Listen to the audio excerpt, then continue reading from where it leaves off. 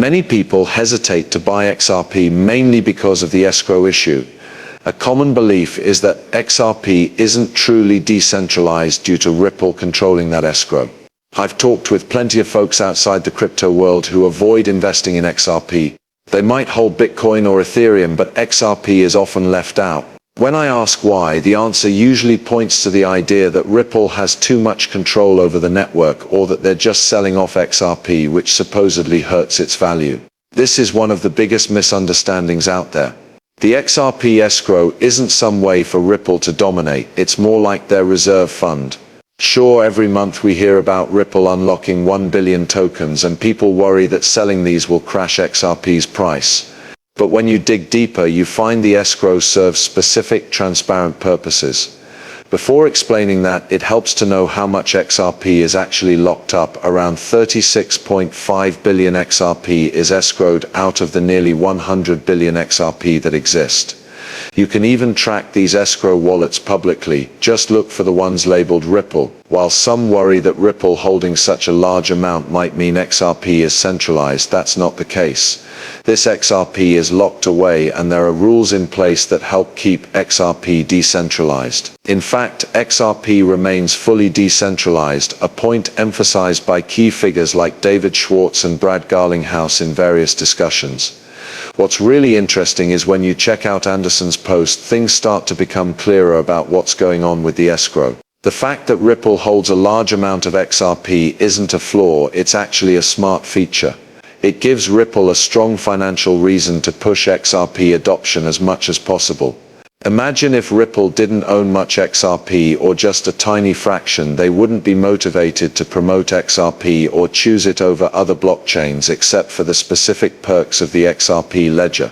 Owning a big chunk of a coin is often the best sign that someone is serious about getting that coin used widely. Think about the Ethereum mafia back in the early ICO days, or Michael Saylor with Bitcoin. If they didn't own any Ethereum or Bitcoin, would they bother trying to get more people to use those coins? The answer is pretty clear. On top of that, there's this video from a former Ripple employee who managed XRP markets and worked on building liquidity. If you want to understand why Ripple holding so much XRP actually benefits both Ripple and the broader adoption of XRP, you should definitely watch it. This isn't just some random idea I made up, it comes straight from people who've worked inside Ripple. The main takeaway from Miguel's point is that because Ripple has such a large XRP stash, they can lend XRP to professional market makers with really favorable terms. That's something Bitcoin can't easily do. If a cross-border payment corridor isn't liquid or competitive enough, Ripple can step in and cover the cost difference using their XRP holdings and big balance sheet. Over time, as more transactions flow through, that corridor should become self-sustaining, so Ripple won't have to keep subsidizing it. Miguel makes it clear more liquidity means more practical use, which over time should boost XRP's value. So basically, the utility of XRP is directly linked to its price. This might seem obvious to some, but for those who doubt XRP, it's worth repeating. And if you think about decentralization, how can we get more decentralized than this? Some alternatives like Joe Lumen or others don't measure up. Even Bitcoin's early adopters hold tons of BTC, and there was a study showing that 90% of Bitcoin is owned by just 10% of wallets. It's pretty wild when you think about it. Our process is a bit more transparent compared to others, especially since the company is so involved. This puts us in a unique spot economically. For starters, part of my role is to build liquidity, and one way to do that is by lending XRP to market participants so they can create both buy and sell offers. To sell something, you need to either own it or borrow it first. In the Bitcoin world, borrowing is tough, it's expensive with interest rates between 10 and 15% annually, and it's hard to find lenders. This is something we can offer that others can't. When traders start moving assets around, we're able to guarantee the lending rates. Some people argue that because we're moving between two fiat currencies, it requires two steps, which might lead to higher spreads, lower liquidity, or more volatility. But that's no problem, we cover the cost difference. If the payment path is costly, we step in to make sure the transaction happens smoothly. The more liquidity there is, the more useful XRP becomes, which should make it more valuable over time. So in the short term, we're willing to absorb these costs to break down barriers. I've worked in this field for years and I'm not bothered by skeptics who doubt everything. Our position actually gives us strong power to activate these markets. And he's absolutely right. When you think about decentralization, some people see the 36 billion XRP held in escrow and jump to say that means XRP is centralized.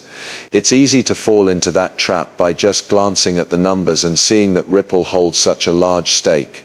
But the same argument could be made for Bitcoin or Ethereum. When critics talk about centralization in Bitcoin, they often point to public companies involved in the ecosystem like mining firms. The major shareholders of these mining companies often include giants like BlackRock, State Street and Vanguard. Even for Bitcoin ETFs, these big players hold significant influence. So centralization concerns aren't unique to XRP, they exist across the crypto space. Now when you look at big names like BlackRock and Fidelity dominating the Bitcoin ETF space, it's easy to argue that Bitcoin could be considered centralized because of their influence. And you could add to that the fact that just a handful of miners, maybe 3 or 4, control most of the mining power. If you check the wallet distribution, you'll find that the top 10 or even the top 100 wallets hold a significant chunk of Bitcoin's total supply. These debates about whether cryptocurrencies are truly decentralized or not tend to get blown way out of proportion. When it comes to XRP, it's stuck around for so long because it has real utility, and Ripple has been working hard to make sure XRP succeeds. It's definitely made a mark in the crypto world. On the other hand, according to a May 9th shareholders presentation from SBI Audio, the XRP Ripple holds in escrow isn't counted as part of Ripple Labs' corporate value until there's a clear valuation, like through an IPO or something similar. Ripple is sitting on a huge amount of unrealized profits. The XRP they hold as unlisted shares doesn't add to their official value just yet, but once it's included, the company's profit could skyrocket to an incredible level.